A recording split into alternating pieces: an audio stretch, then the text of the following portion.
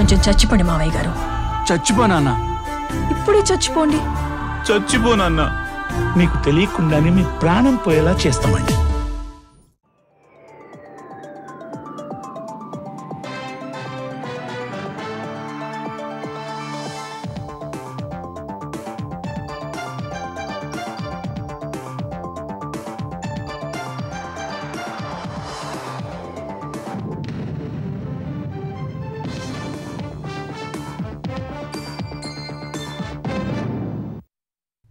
నమస్కారం. ETV news కి స్వాగతం. ఈనాటి ముఖ్యాంశాలు.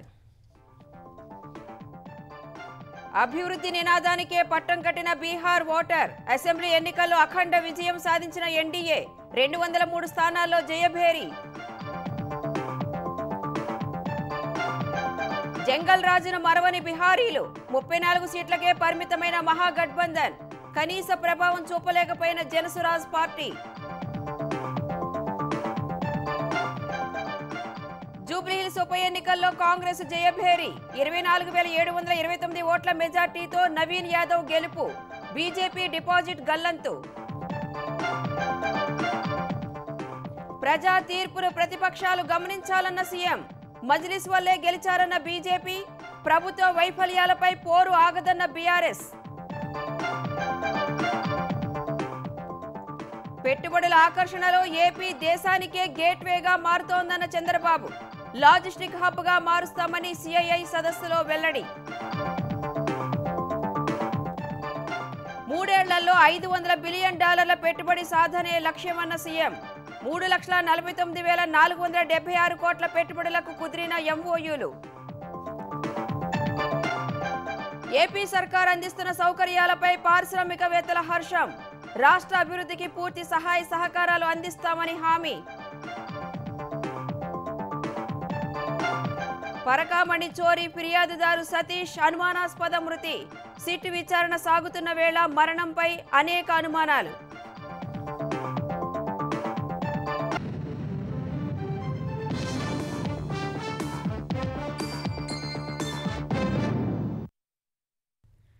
బీహార్ అసెంబ్లీ ఎన్నికల్లో అధికార ఎన్డీఏ కూటమి అఖండ విజయం సాధించింది. మొత్తం 243 స్థానాలకు 203 చోట్ల జయభేరి మోగించింది.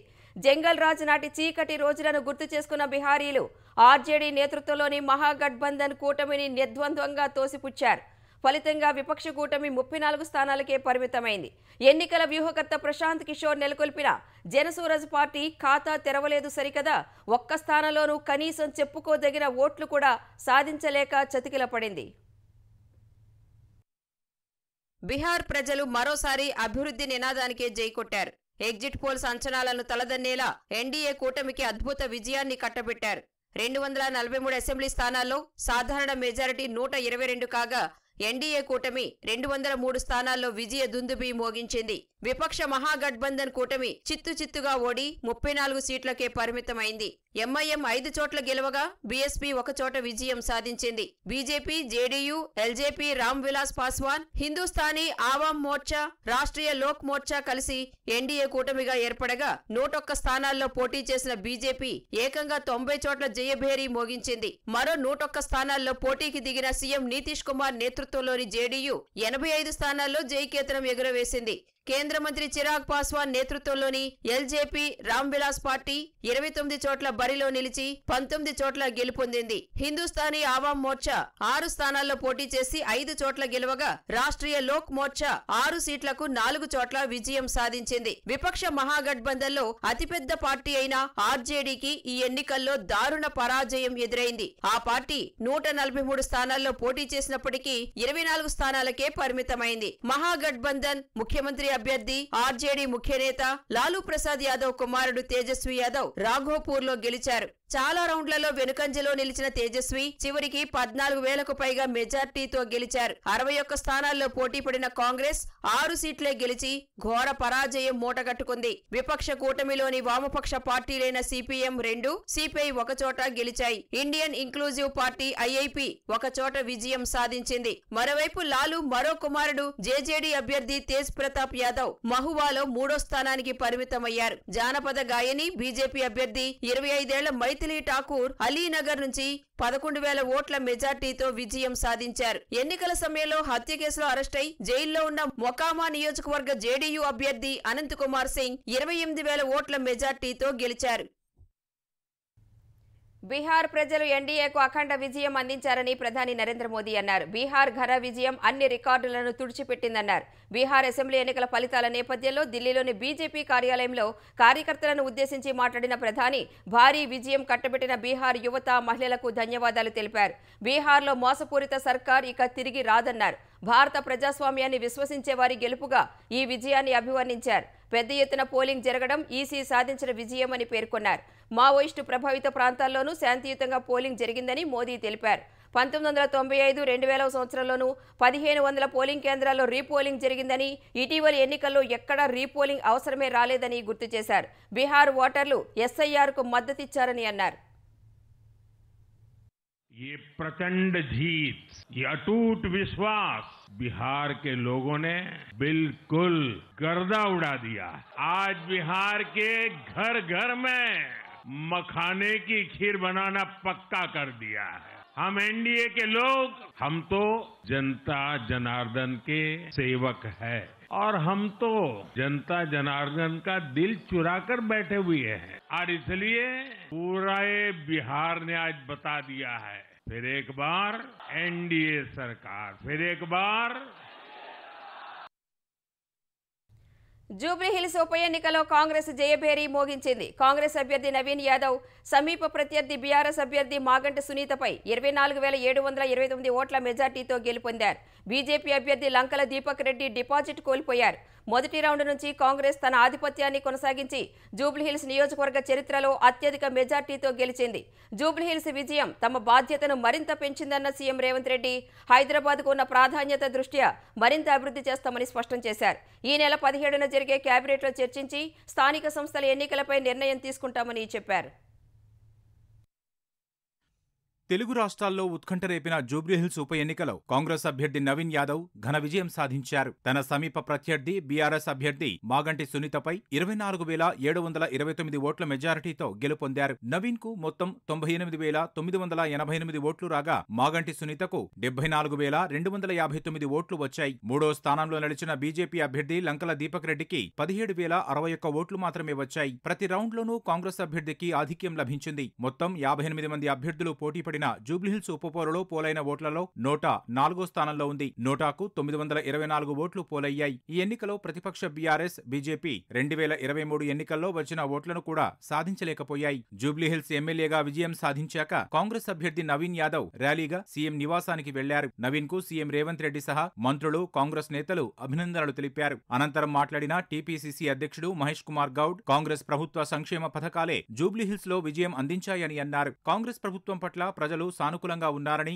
ఈ ఫలితం చెబుతోందని తెలిపారు. తర్వాత మాట్లాడిన సీఎం రేవంత్ రెడ్డి 2 ఏళ్ల కాంగ్రెస్ పాలనను ప్రజలు నిశితంగా పరిశీలించి తీర్పు ఇచ్చారని అన్నారు. నగరానికి ఉన్న ప్రాధాన్యత దృష్ట్యా మరింత అభివృద్ధి చేస్తామన్నారు. ప్రజలు విస్పష్టంగా ఇచ్చిన తీర్పును ప్రతిపక్ష పార్టీలు గమనించాలని సూచించారు. ఈ తీర్పును బాధ్యతగా తీసుకొని ఈ నగర అభివృద్ధి కోసం అవసరమైన ప్రపంచ స్థాయి పెట్టుబడులను ఆకర్షించి ఉద్యోగ ఉపాధి అవకాశాలకు విస్తరించే విధంగా నగరాన్ని అభివృద్ధి చేయాలనుకుంటున్నాం. బీఆర్ఎస్ సోషల్ మీడియాను, విష ప్రచారాన్ని, ఫేక్ సర్వేలను వీటన్నిటి మీద ఆధారపడి ప్రభుత్వాన్ని అవహేళన చేయడము, అవమానించడము, అసహ్యకరమైన భాషలో దూషించడం లాంటి వార్తలను ప్రసారం చేసిండ్రు. కబ్జాలకు పాల్పడుతుంటే వాటిని తొలగించడానికి హైడ్రాను తీసుకొచ్చింది. ఈ నగరాన్ని ఒక మంచి నగరంగా తీర్చిదిద్దడానికి మేము చేస్తున్న ప్రయత్నాన్ని ప్రధాన ప్రతిపక్షము ప్రతి సందర్భంలో అడ్డు తగిలే ప్రయత్నం చేసిండ్రు. హరీష్ రావు గారు, మీ అసూయను కొంచెం తగ్గించుకోండి. కేటీఆర్, నీ అహంకారాన్ని కొద్దిగా తగ్గించుకో. ఇంకా చాలా రోజులు మనం రాజకీయాలలో కొనసాగాల్సిన అవసరం ఉన్నది. అధికారం అనేది ఎవరికీ శాశ్వతం కాదు. కేంద్రం నుంచి తీసుకురావాల్సిన అనుమతులు కానీ ఇవ్వవలసిన నిధులను రాబట్టుకోవడానికి కిషన్ రెడ్డి గారు సహాయ నిరాకరణ చేస్తుండ్రు. దీన్ని బట్టి కిషన్ రెడ్డి గారు తన వ్యవహార శైలిని మార్చుకోవాల్సిన అవసరం ఉన్నది. అంతకుముందు మాట్లాడిన అభ్యర్థి నవీన్ యాదవ్ బీఆర్ఎస్ నేతలు ఎన్ని దుష్ప్రచారాలు చేసినా ప్రజలు తమ ఓటుతో తిప్పికొట్టారని అన్నారు. నియోజకవర్గంలో ప్రభుత్వ పాఠశాలల అభివృద్ధికి ప్రాధాన్యత ఇస్తానని వ్యాఖ్యానించారు.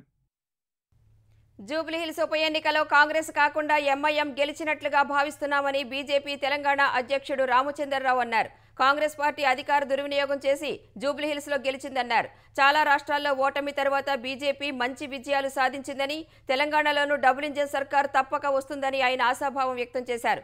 అటు మజ్లిస్ మద్దతుతోనే జూబ్లీహిల్స్ ఉప ఎన్నికల్లో కాంగ్రెస్ అభ్యర్థి విజయం సాధించారని కేంద్ర మంత్రి కిషన్ రెడ్డి అన్నారు. కాంగ్రెస్ నాయకులు ఎన్నికల నియమాలు ఉల్లంఘించి కోట్లాది రూపాయలు పంపిణీ చేశారని ఆరోపించారు. డబ్బు పంపిణీపై ఎన్నికల సంఘానికి ఫిర్యాదు చేస్తామని కిషన్ రెడ్డి తెలిపారు. అధికారంలో ఉన్నటువంటి పార్టీకి ఈ ఎంఐఎం పార్టీ సహకరించుతోటి ఎంఐఎంకి సంబంధించినటువంటి మంచి బలం ఉందాలకు సుమారు 4 లక్షల ఓట్లలో 1,49,000 ఓట్లు వాళ్ళే ఉన్నాయి. మిగతా ఇతర సామాజిక వర్గాలకు కూడా ఉన్నాయి. కాబట్టి ఆ దృక్పథంలో కాంగ్రెస్ పార్టీకి అనుకూలంగా ఉండేటువంటి విధంగా పూర్తిగా ఆయన రాజకీయమైనటువంటి ప్రయత్నం చేశారు. కానీ అదేవిధంగా కోట్లాది రూపాయలు రెండు పార్టీలు కూడా ఎలక్షన్ కమిషన్ అక్కడ పూర్తిగా రాష్ట్ర ప్రభుత్వం ఎలక్షన్ కమిషన్కి ఏ రకమైనటువంటి సహకారం అందించలేదు. అక్కడ పూర్తిగా ఓ దిక్కు పోలింగ్ అవుతుంటే పోలింగ్ బూత్ ముందే పెద్ద ఎత్తున 100 కోట్ల రూపాయలు పంచినటువంటి పరిస్థితి రెండు పార్టీలు చేశాయి. ఎన్నికల్లో డబ్బుల పంపిణీ పూర్తిగా అరికట్టాల్సినటువంటి అవసరం ఉంది. ఆ దిశలోనే రానున్న రోజుల్లో మేము కూడా ప్రయత్నం చేస్తాం. ప్రజాస్వామ్యంలో ప్రజా తీర్పు శిరోధార్యమని బీఆర్ఎస్ కార్యనిర్వాహక అధ్యక్షుడు కేటీఆర్ అన్నారు. ప్రధాన ప్రతిపక్షంగా తమ పాత్ర తాము నిర్వహించామని తెలిపారు. జూబ్లీహిల్స్ ఎన్నికల్లో నిర్విరామంగా కష్టపడిన కార్యకర్తలకు ధన్యవాదాలు తెలిపారు. ఈ ఎన్నికల కోసం మాగంటి సునీత పెద్ద ఎత్తున పోరాటం చేశారని పేర్కొన్నారు. ప్రజల వాదనను వేదనను ప్రభుత్వం ముందు పెట్టే దిశలో బీఆర్ఎస్ పనిచేస్తోందని వెల్లడించారు. ఈ ఎన్నిక ఎలా జరిగిందో ఖచ్చితంగా చర్చించాల్సిందేనని ప్రజలకు కార్యకర్తలకు పిలుపునిచ్చారు. ప్రజా సమస్యలపై తమ పోరాటం కొనసాగుతుందని కేటీఆర్ స్పష్టం చేశారు. ప్రధాన ప్రతిపక్షంగా మా పాత్రను మీరు గమనించారు. ప్రధాన ప్రతిపక్షంగా మేము గెలవాలని కోరుకున్నాం, సహజంగా గెలుస్తామని ఆశించినాం. బట్ ఎలాంటి నిరాశ లేదు. మా పని మేము చేసుకుంటూ పోతూనే ఉంటాం. ఎందుకంటే 2 ఏళ్లుగా లగచర్ల కావచ్చు, హైడ్రా బాధితులు కావచ్చు, మూసీ బాధితులు కావచ్చు, 6 గ్యారెంటీల విషయంలో బాకీ కార్డుల రూపంలో కావచ్చు, ప్రజల తరపున గొంతు ఎత్తడంలో, అట్లాగే మా మీద జరిగే దుష్ప్రచారాన్ని తిప్పికొట్టడంలో శాసనసభ వేదిక గాని బయట గాని బ్రహ్మాండమైన పాత్ర పోషించాం. రేపటి రోజున కూడా అట్లాగే ముందుకు పోతాం. మరి మా కార్యకర్తలకు కూడా నేను చేసే విజ్ఞప్తి, సన్నద్ధం అవుదాం. అన్ని రకాలుగా ప్రజాక్షేత్రంలో మనం ప్రభుత్వాన్ని నిలదీయడంలో సఫలమైనం. మరింత బలంగా వద్దాం, ముందుకొద్దాం. పెద్దలు కేసీఆర్ గారు తిరిగి రాష్ట్రానికి ముఖ్యమంత్రిగా మళ్ళీ బాధ్యతలు చేపట్టేదాకా శక్తివంచన లేకుండా కష్టపడదామని చెప్పి మా నాయకులు కార్యకర్తలకు ధన్యవాదాలు తెలియజేస్తా ఉన్నా. జూబ్లీహిల్స్ ఉప ఎన్నిక ఫలితం తర్వాత సామాజిక మాధ్యమం ఎక్స్లో కల్వకుంట్ల కవిత ఆసక్తికర పోస్ట్ చేశారు. కర్మ హిట్స్ బ్యాక్ అంటూ కవిత ట్వీట్ చేశారు. జూబ్లీహిల్స్ ఉప ఎన్నిక ఫలితం తర్వాత కవిత చేసే ఈ పోస్ట్ ఆసక్తికర చర్చకు దారితీసింది. ఎవరిని ఉద్దేశించి ఈ పోస్టు చేశారనే అంశంపై విస్తృత చర్చ జరుగుతోంది. పెట్టుబడుల విషయంలో దేశానికి ఆంధ్రప్రదేశ్ గేట్వేగా ఎదుగుతోందని ముఖ్యమంత్రి చంద్రబాబు చెప్పారు. వ్యాపారాభివృద్ధికి అవసరమైన అన్ని వనరులు ఏపీలో ఉన్నాయని సిఐఐ భాగస్వామ్య సదస్సులో వివరించారు. వచ్చే 10 ఏళ్లలో $1 ట్రిలియన్ పెట్టుబడులే లక్ష్యమని ప్రకటించారు. 3 ఏళ్లలో $500 బిలియన్ పెట్టుబడులు, 50 లక్షల ఉద్యోగాల కల్పనను లక్ష్యంగా నిర్దేశించుకున్నామని తెలిపారు. పెట్టుబడిదారులను ఆకర్షించడంలో చంద్రబాబు ముందుంటారని చెప్పిన ఉపరాష్ట్రపతి రాధాకృష్ణన్ హైదరాబాద్ మాదిరిగా ఏపీని అభివృద్ధి చేసేందుకు ఎంతో నిబద్ధతతో పనిచేస్తున్నారని అభినందించారు. విశాఖలో 30వ సిఐఐ భాగస్వామ్య సదస్సు ఘనంగా ప్రారంభమైంది. ఉపరాష్ట్రపతి రాధాకృష్ణన్ ఈ సదస్సును ప్రారంభించగా ముఖ్యమంత్రి చంద్రబాబు, పలువురు కేంద్ర మంత్రులు, ఆంధ్రప్రదేశ్ మంత్రులు, దేశీయ, అంతర్జాతీయ పెట్టుబడిదారులు తరలివచ్చారు. ప్రధాని మోదీ నేతృత్వంలో భారత్ సుసంపన్న దేశంగా ఎదుగుతోందని చెప్పిన ఉపరాష్ట్రపతి పేదరికం తగ్గాలంటే ముందు సంపద సృష్టి జరగాలన్నారు. ఏపీలో సుపరిపాలన, ఉత్తమ విధానాలు అమలు చేస్తున్నట్లు చెప్పిన రాధాకృష్ణన్ అభివృద్ధి, సంక్షేమంలోనూ సీఎం చంద్రబాబు రోల్ మోడల్ అని పేర్కొన్నారు. ఉమ్మడి ఆంధ్రప్రదేశ్ సీఎంగా ఉన్నప్పుడు హైదరాబాద్ ను గ్లోబల్ ఐటీ కేంద్రంగా తీర్చిదిద్దిన చంద్రబాబు విభజన తర్వాత అదే శ్రద్ధతో ఏపీ అభివృద్ధికి కృషి చేస్తున్నారని అభినందించారు. Doing business should be ease, should be a pleasant activity, and I am sure Andhra Pradesh, the destination for doing business, is the one of the most wonderful business environment created by this state government. When I have seen him nearly 3 decades back, the same enthusiasm, the same inspiration, the same apathy for development, what he has done there, he started here again in Andhra Pradesh. He is attracting so much of investments from all parts of the world. Every developed economy, every big companies want to invest in Andhra Pradesh. That is because of his inspiration. He is creating an atmosphere where the investors feel very safe. CII సదస్సుకు 72 దేశాల నుంచి 522 మంది విదేశీ ప్రతినిధులు, మొత్తం 2500 మంది పారిశ్రామికవేత్తలు, వివిధ రంగాల ప్రతినిధులు హాజరయ్యారని చంద్రబాబు చెప్పారు. భారత్లో పెట్టుబడులకు గేట్వేగా ఆంధ్రప్రదేశ్ ఎదుగుతోందన్న ఆయన పరిశ్రమలకు స్పీడ్ ఆఫ్ డూయింగ్ బిజినెస్ విధానం ద్వారా రియల్ టైంలో అనుమతులు జారీ చేసి త్వరగా నిర్మాణ దశకు చేరుకునేలా చర్యలు తీసుకుంటున్నట్లు తెలిపారు. Regarding Andhra Pradesh, you are all aware, excellent natural advantages. 1000 kilometers sea coast. It is a gateway of India on east coast. And also we are very strong in doing business. We are having earlier track record. Always we are number one in ease of doing business. Now we have shifted the gear, speed of doing business. Anybody will invest in Andhra Pradesh. Once you agree MOU, then it will become our project. We will get it done, everything on real time. 10 principles we are keeping in mind. Zero poverty. How to reduce inequalities, that is one principle. Job, employment generation. It is our top priority. Water security. Farmers and agri-tech. Totally we wanted to integrate technology in agriculture. Global logistics hub we wanted to make it. Either road, port, airports or railway or inland waterways or logistics parks, we want to integrate everything. And also energy and fuel optimization by going for green energy and ultimately product perfection. And Swachh Andhra Pradesh. Skilling is a continuous process. Human resource development is a continuous process. These are all 10 principles we are keeping in mind for development. ఆంధ్రప్రదేశ్లో పెట్టుబడులకు అపారమైన అవకాశాలు ఉన్నాయని చెప్పిన చంద్రబాబు వాటిని అందిపుచ్చుకోవాలని పారిశ్రామికవేత్తలకు పిలుపునిచ్చారు.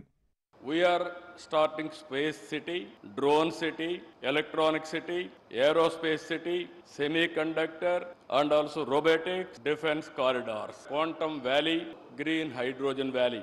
In India, we are having a quantum valley that is in Andhra Pradesh.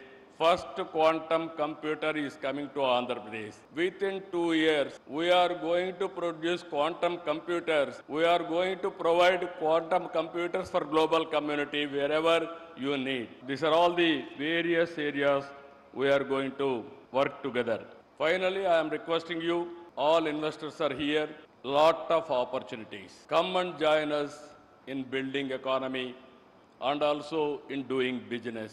పరిశ్రమలు ఏర్పాటు చేసే సంస్థలకు ఇచ్చే ప్రోత్సాహకాలకు రాష్ట్ర ప్రభుత్వం ప్రత్యేకంగా ఎస్క్రో ఖాతాలు తెరుస్తుందన్న చంద్రబాబు వాటికి సావరిన్ గ్యారంటీ ఇస్తామన్నారు. కేవలం 17 నెలల్లోనే $20 బిలియన్ పెట్టుబడులు వచ్చాయన్న సీఎం వీటి ద్వారా 20 లక్షల ఉద్యోగాలు దక్కుతాయని వివరించారు. 10 ఏళ్లలో $1 ట్రిలియన్ పెట్టుబడులు సాధించాలనే ధ్యేయంతో పనిచేస్తున్నట్లు వివరించారు.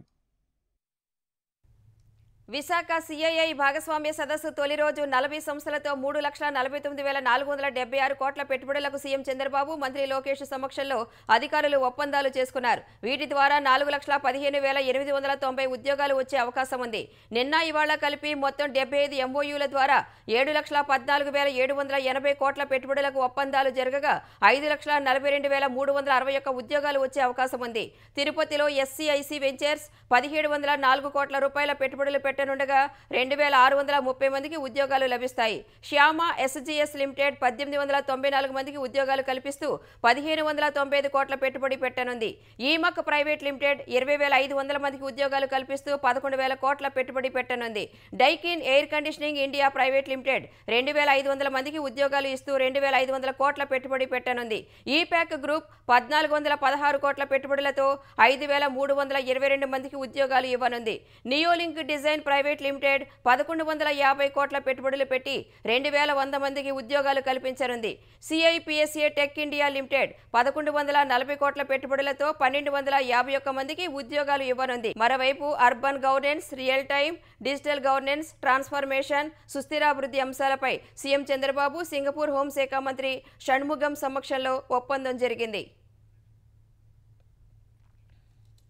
ప్రపంచ వాణిజ్యానికి గేట్వేగా విశాఖ వేగంగా ఎదుగుతోందని కేంద్ర మంత్రి పీయూష్ గోయల్ చెప్పారు.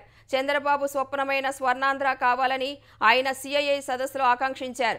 భాగస్వామ్యం, పరస్పర లబ్ధి ద్వారానే వేగంగా అభివృద్ధి సాధ్యమన్న పీయూష్ గోయల్ పెట్టుబడిదారులకు ఏపీ ఎంతో అనుకూలంగా ఉందని వివరించారు. ప్రపంచ స్థాయి సదస్సులు, ఇతర కార్యక్రమాల కోసం ఢిల్లీలో భారత మండపం తరహాలో విశాఖలోనూ ఆంధ్ర మండపం నిర్మించేందుకు సహకరిస్తామని హామీ ఇచ్చారు. I'd like to thank Chandrababu Garu, Lokesh Garu for making 30th Partnership Summit such a grand success through their hard work, through their commitment to the India growth story. Chandrababu Garu, I'd like to work with you to create a permanent facility in Andhra Pradesh where we can have big ticket seminars, conferences, exhibitions. The India Trade Promotion Organization, which has created the wonderful Bharat Mandapam in Delhi, would love to partner with your state and jointly prepare Andhra Mandapam will be at a world-class convention center. దేశానికి growth ఇంజిన్గా Andhra Pradesh తయారవుతోందని Andhra Pradesh IT శాఖ మంత్రి నారా లోకేష్ చెప్పారు. ఏపీకి growth కారిడార్గా Visakha అభివృద్ధి చెందుతోందని CII సదస్సులో వివరించారు. ఏపీలో పెట్టుబడులు పెట్టాలనుకునే సంస్థలకు అనుమతులు, భూ కేటాయింపులు త్వరగా జరిగేలా ప్రభుత్వం పూర్తి సహకారం అందిస్తోందని వివరించారు.